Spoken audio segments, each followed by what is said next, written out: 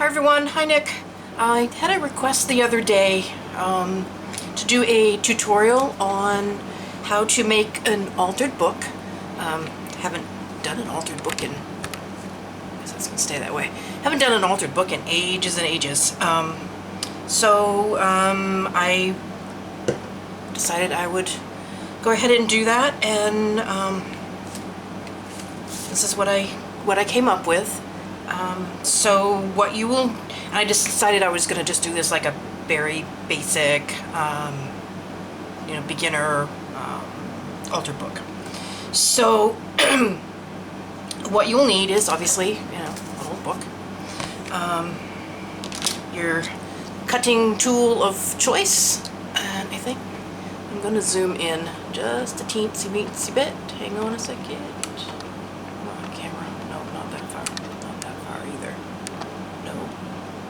Like that.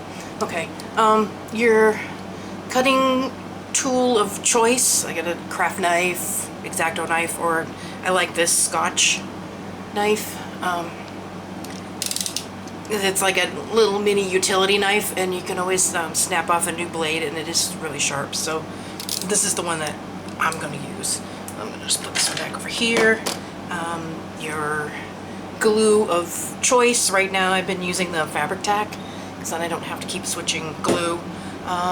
If I was going to use paper glue, I usually use this Scotch tacky glue, but I put it in one of these little bottles with a little precision tip, just because it's more precise, you don't waste so much glue. But I'm going to use the tacky glue, but I also do use that paper glue, or you can use or if the fumes from this does have fumes, so if the fumes from this bother you, then use the other kind of glue, or you can even use like a Yes paste or something like that. Some designer paper, and I've already cut this to size.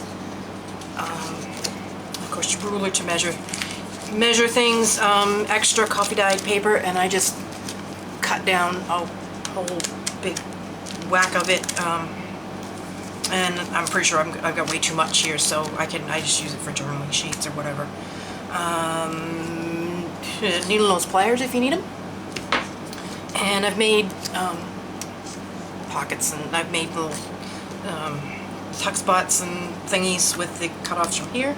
And some lace, or I made a great big long snippet roll, so I'm going to use that. And maybe some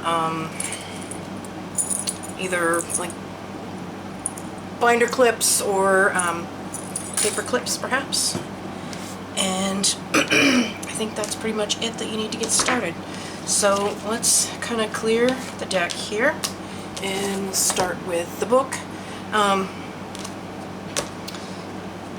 The thrift stores, garage sales, even the dollar store, great places to find old books.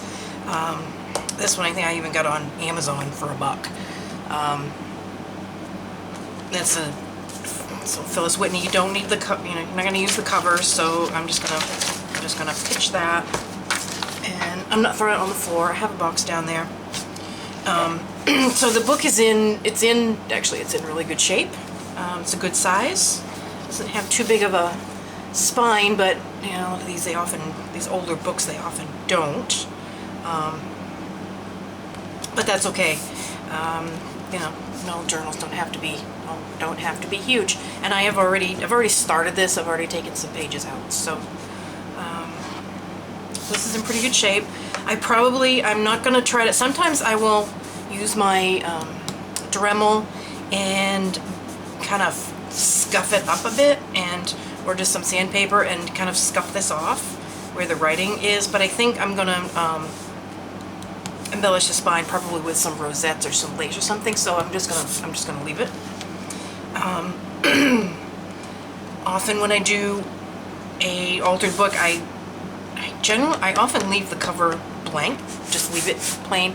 So I'm not sure what I'm gonna do there. I may gild the edges with like the Inca Gold stuff, but I'll do that at the very end. And you don't need to see me do that because everybody knows how to do that.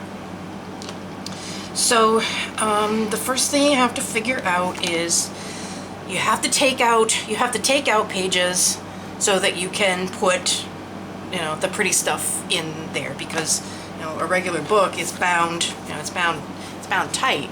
So if you don't take out pages, there's not going to be any room to put all of this stuff in. So you have to cut pages out. I generally, what I do is I kind of figure out how big I want the book to be, and then I just go through and I start kind of counting it out and figuring it out and see how many pages I have left over. I generally will leave this front fly leaf just because it has a nice, you know, and it looks nice when you open the book. And then I'm going to leave this page here also, just because it looks better. And then I'm going to start figuring it, and I already figured out with this one that I'm going to take out 3 and then leave 1. So it's even easier to, like a paper clip, so you don't get messed up. So it's 3 and then leave 1, and then 3, and I'm just going to paper clip them together so I don't get messed up, and leave 1, and then 3, and leave 1, and then 3, and then leave 1, and then this is where I was already working. So that leaves a space, which you'll see when I start taking pages out. It leaves a space in the binding so that you can put all your pretty stuff in. So then you take your cutting tool, and with this one I will snap off, if it's catching, I will snap off a new blade before I start. So, and the biggest trick with this is to try not to cut the pages that you want to keep. And you want to run as close to the in here as you can without cutting the binding in there and cutting the page that you want to keep. So you I kind of hold it up and then just, you know, just go down and try to go straight, and then pop them out. And this is going in the box down here on the floor. So now you can see you have a space. You've got a gap there where those pages were. And if you miss and you don't get it straight, and there's too much of the pages that you've removed sticking out, you can kind of get in there with get them out with the piece out with the pliers, which happens. So then I'm going to flip one, and then again, just try to. I'm running my pinky right along to kind of keep my hand steady, and then pull, and see, now that didn't all come out. Save the paper clip, put the pages down there to make Patricia pockets, and you see here, I don't know if you can see it or not. See, it didn't all come out right. You can see I got a little extra piece sticking up there. So I'm just going to get in there with the pliers and see if I can pull it out. And there it is, a little extra piece. So just so it looks neat. And then flip it over, and then the next 3 come out.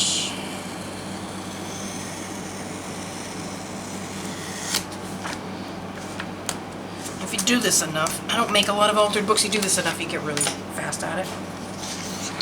And 3 more, and then back to where I was already working. Zip, zip, zip, and that's it. Okay, save all my paper clips. And now I've got a million book pages. So I've already gone through the rest of the book and taken out the extra pages. So I've got about 30, I think, pages left in here. And now you can see how open, you see how open it is now?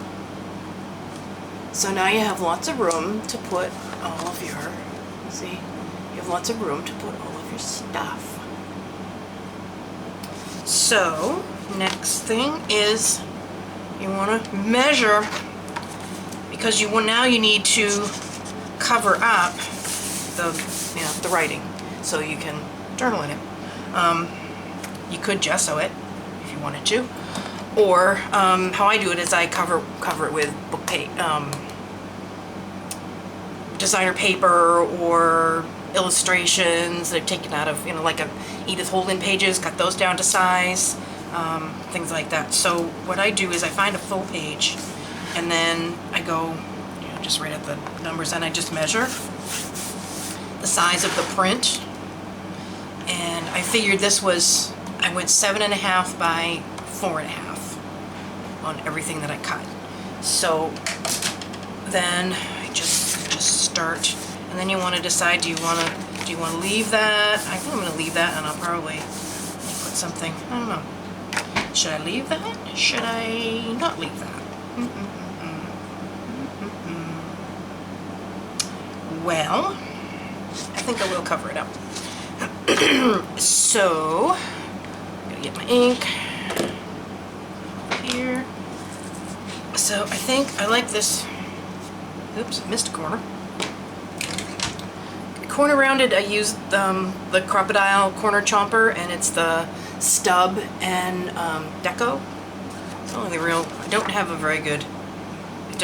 good corner rounder, just a regular one at the moment, and it just likes to eat paper. So if I want something simple, I just use that. It's not like they're horribly expensive. I really should buy myself one.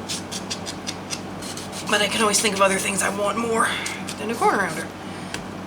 So I'm going to decide which way I want this. I think I want it that way. And then just start. This is probably all glopped up from when I was working yesterday. And this dries like snot. And you just peel it off. And I'm almost down to the bottom of the bottle, so it's slow. And you want to get it, as always, around the edges. Fairly decent. And then just wiggle down the middle. Flip it over. Pick it up and 1, 2, 3, line it up. Doesn't make too much difference on this page because I'm only covering up one word. Okay. And then there's one. And then I think I'm going to leave this one because it's just plain. And then you kind of just alternate with your coffee dyed paper, and see it fits just like that. So you just go through and start the dark side, the light side, the dark side, and just gonna do the same. Thing. I'm just gonna do a token because you don't need to sit here and watch me glue paper for the next half hour. Whatever. So that's that. And then I probably, when I get this all put together, when I get ready to embellish, I will probably, on these pages here, on the plain ones, just the coffee dyed paper, I will probably either stamp, stencil, or both.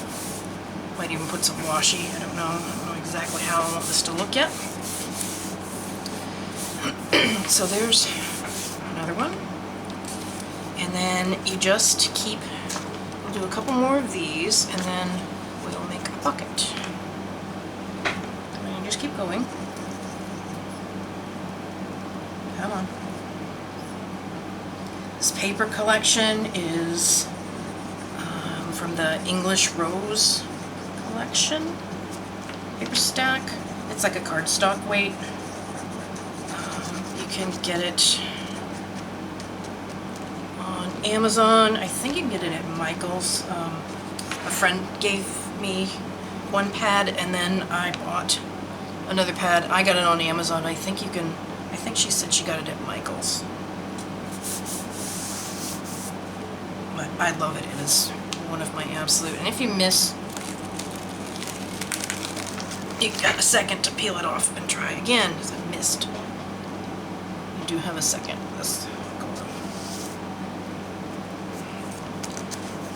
Alright, and we're just going to repeatedly be crooked. Yep. This is my life. There.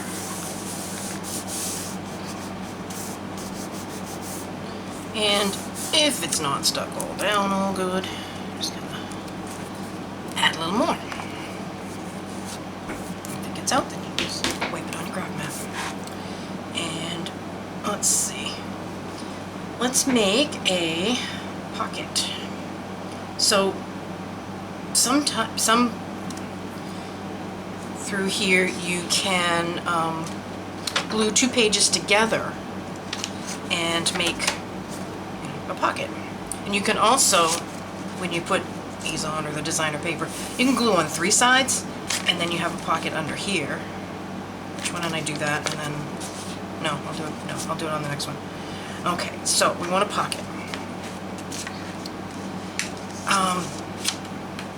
Generally what I do is I take and I fold the top page back, and I don't measure anything if I don't have to, so just whatever looks good. Oh, that's like, what, 3/4 of an inch maybe? I'm just going to fold it back, and then I'm going to glue this down so it stays down. Right down to the end of this glue. So it sort of stays down.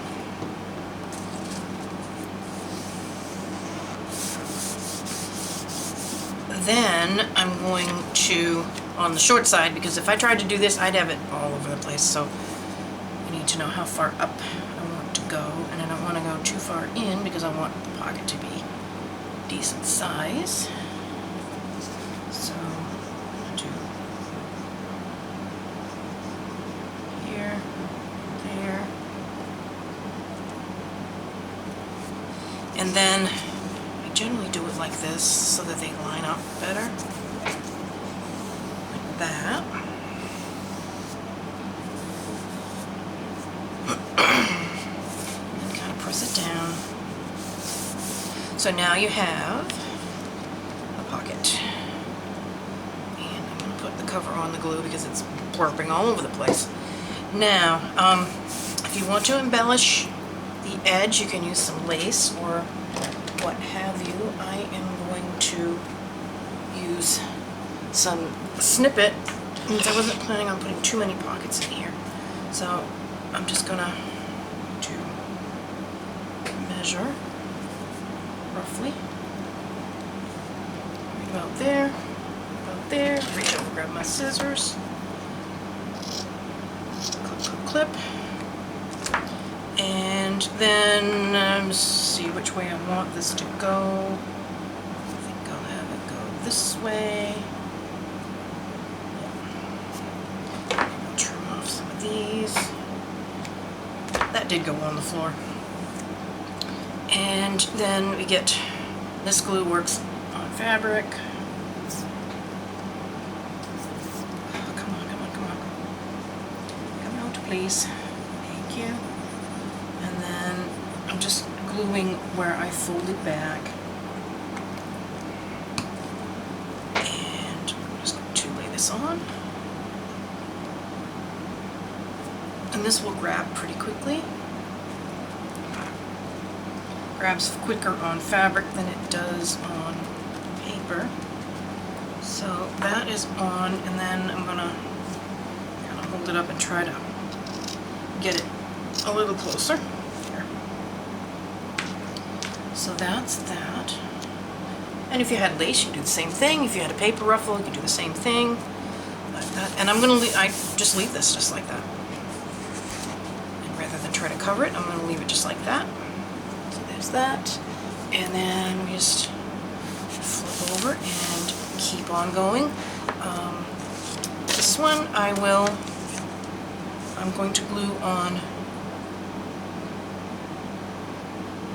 just glue this one regular, and then I will glue the next one on just on 3 sides.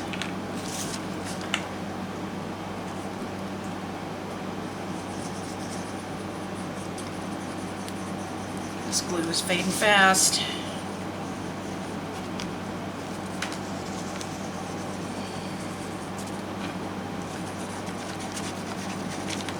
Ugh, it stinks. Ugh, yuck. Yuck, yuck. But my air conditioner is like right here and it's blowing kind of on me. It has been beastly hot here this last week. Has been horrible, disgusting. So there's one, another one, and then we will do a bucket. So then you just glue on 3 sides to make a bucket. Very easy.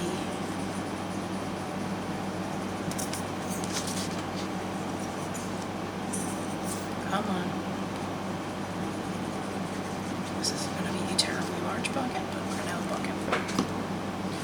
And line it up. It's fairly straight. There we go. So then that one will open, and what I should have done before I stuck it down, yeah, we did not plan ahead here, is make a little finger hole. So I'm going to use my scallop thingy and do that. Better to do that before you put the page on, but you know, I don't plan ahead. And then you just keep going throughout the book. You alternate with your, like, the next one I'll do another designer paper on this page here, and then just keep going. And then when you get it all done, and then I'll set it up on end so that it dries. And then just treat it like a journal, like a junk journal. You know, have pockets. You just put your tuck spots on. You know, all sorts of different ones here. Oops, on the floor. Put your pockets and tucks on. Add your ephemera. You can't really overstuff these because this kind of book is really stiff, so you can't really overstuff these as much as you can a journal that you've made that's a soft cover, or like a cereal box kind of cover. But add your stuff, and then you're all done. And so when I will finish this up, and then I will film a flip through, and then this will be listed in the shop. So I hope that helps, and I will see you again next time, and thanks for watching. Bye.